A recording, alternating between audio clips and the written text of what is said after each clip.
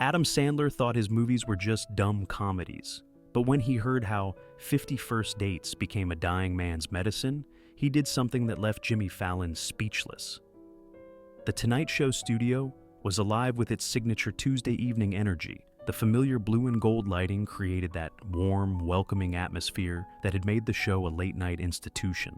Adam Sandler sat comfortably in the guest chair across from Jimmy Fallon, both men grinning as they discussed Adam's latest Netflix comedy project.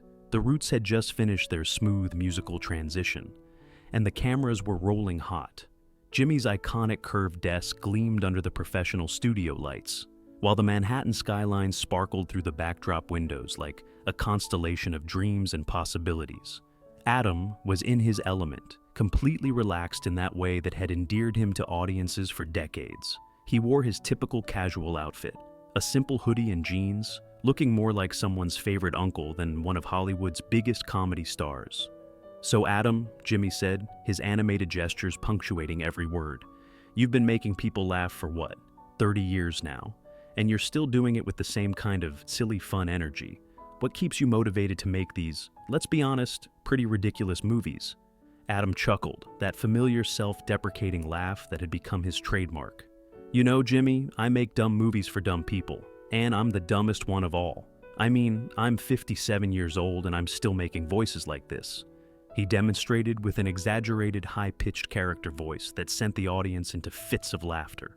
"But seriously," Adam continued, his voice returning to normal, "I just love making people laugh. Life's hard enough, you know? If I can get someone to forget their problems for 90 minutes and just be silly with me, then I feel like I've done something worthwhile." Jimmy nodded appreciatively.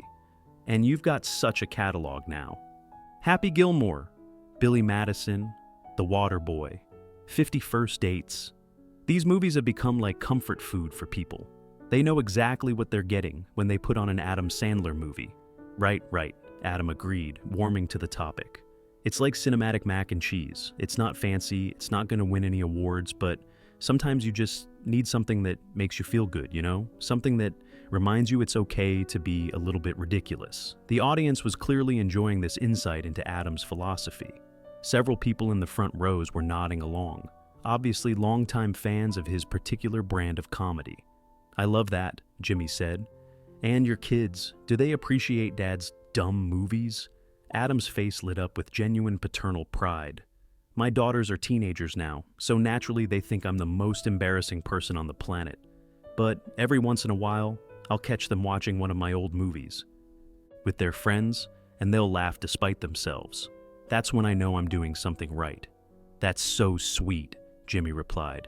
"But let's talk about the craft of comedy for a minute.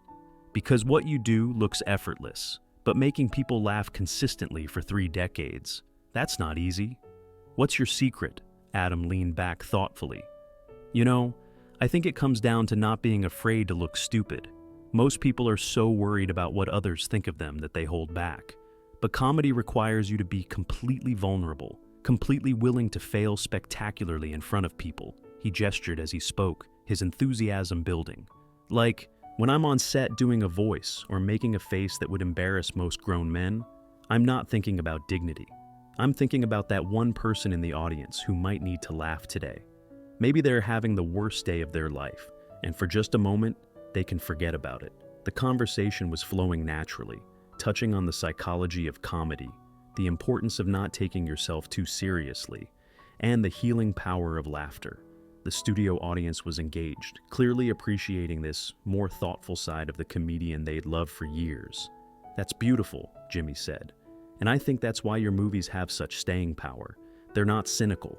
They come from a place of genuine love for making people happy." "Exactly," Adam nodded.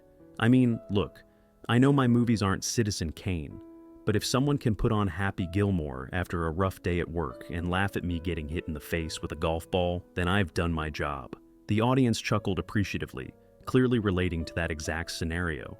It was in this moment of warm, comedic reflection that a voice from the audience cut through the studio atmosphere like a gentle but insistent wind. "Mr. Sandler?" Both Adam and Jimmy turned toward the sound. In the 5th row, slightly right of center, an elderly woman was standing among the seated audience members. She appeared to be in her 70s, with silver hair and kind eyes that held a depth of experience.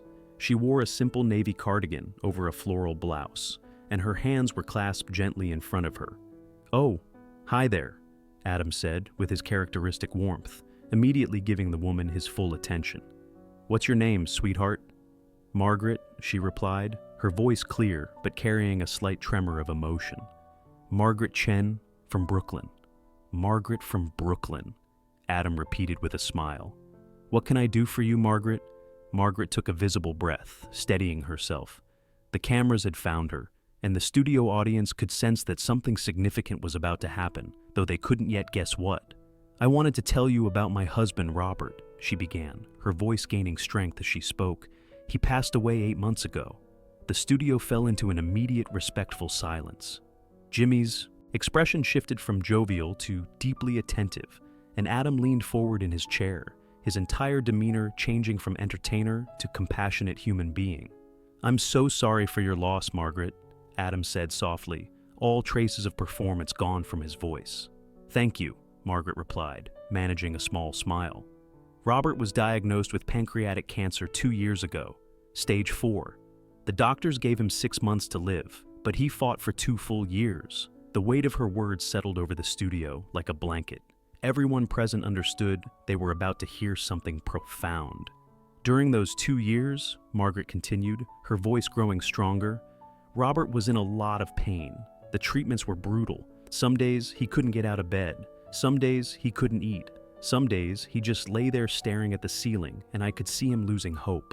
Adam's expression had become deeply serious, his usual animated features now focused entirely on Margaret's story. "But there was one thing," Margaret said, and for the first time, a smile crossed her face. "One thing that never failed to make him laugh. Your movies, Mr. Sandler, specifically 50 First Dates." Adam blinked, clearly not expecting this turn in the story. "We must have watched that movie 50 times during his treatment," Margaret continued. "Every single time you did that voice, every time you made that silly face, Robert would laugh. Even on his worst days, even when the pain was so bad he could barely speak, he would ask me to put on 50 First Dates, and he would laugh." The studio was completely silent now, every person hanging on Margaret's every word. The nurses at the hospital started calling it Robert's medicine, Margaret said, tears now forming in her eyes, but her voice remaining steady. They would actually schedule his pain medication around the movie because they noticed he needed fewer painkillers when he was laughing at your comedy. Adam sat frozen, the magnitude of what he was hearing clearly overwhelming him. "In his final week," Margaret continued, "when Robert could barely stay conscious, I played 50 First Dates on repeat. And even then, even as he was slipping away, I could see him smile during your scenes. Right up until the very end, you were making my husband laugh." The silence in the studio was profound. Several audience members were openly crying. Jimmy had tears in his eyes, and Adam looked like he was struggling to process what he'd just heard. "Margaret," Adam said, his voice barely above a whisper, I don't know what to say." "You don't need to say anything," Margaret replied gently. "I just needed you to know. For 2 years, when everything else failed, when medicine couldn't help him, when I couldn't comfort him, your silly movie did. You gave us laughter when we thought we'd forgotten how. Without hesitation, without consulting producers or following any protocol, Adam Sandler stood up and walked directly into the audience toward Margaret. "Margaret," he said, his voice thick with emotion as he reached her row. "May I give you a hug?" She nodded, tears now flowing freely, and Adam gently embraced the elderly woman. The embrace lasted several seconds, and when they separated, both were crying openly. "Robert sounds like he was an incredible man," Adam said. "And you're incredible for taking care of him the way you did." "He would have wanted to meet you," Margaret replied. "He used to say, Adam Sandler probably has no idea that he's saving my life every day."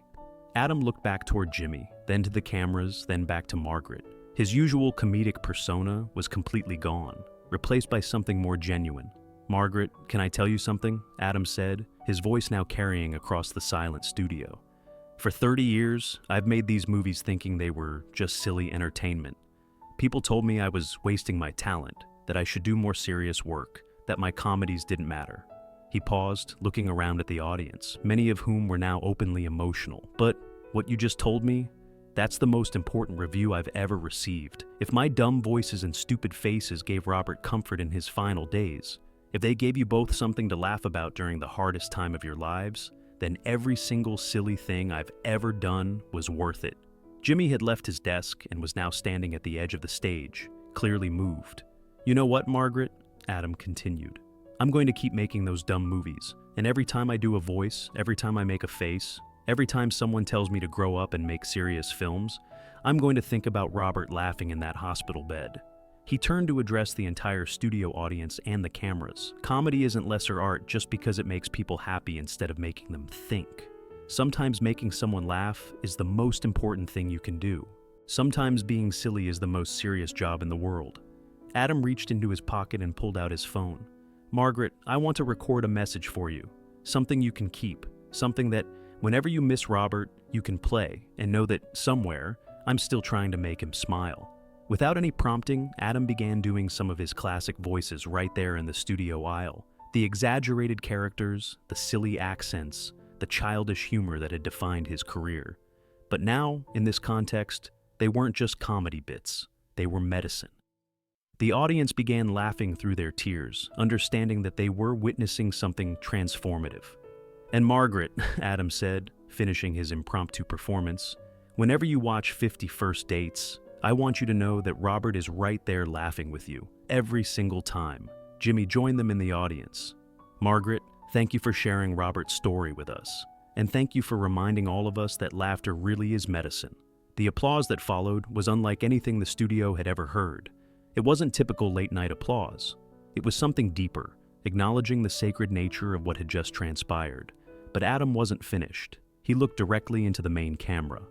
"To everyone watching at home, especially anyone going through something difficult, I want you to know that it's okay to laugh. It's okay to be silly. It's okay to watch a dumb movie and forget your problems for a little while." His voice cracked as he continued. "And if you're taking care of someone who's sick, don't underestimate the power of laughter. Sometimes a silly joke can do what medicine can't." The show ended differently that night. No standard closing monologue. Just Adam sitting with Margaret as credits rolled, the two of them looking through photos of Robert on her phone. Adam making silly faces whenever she showed him a picture. When the episode aired, it became the most watched Tonight Show segment in history. Margaret became an advocate for therapeutic humor, speaking at hospitals. Adam never spoke publicly about changing his approach, but those close to him noticed something different. His movies retained the silly humor that made him famous, with added intentionality. And every time he performed one of his ridiculous voices, he thought about Robert Chen laughing in a hospital bed, and he knew exactly why he was on this earth. The night that changed everything wasn't about awards or critics. It was about a dying man who found joy in simple comedy, a wife who found strength in his laughter, and a comedian who discovered that his greatest performance was helping someone forget their pain.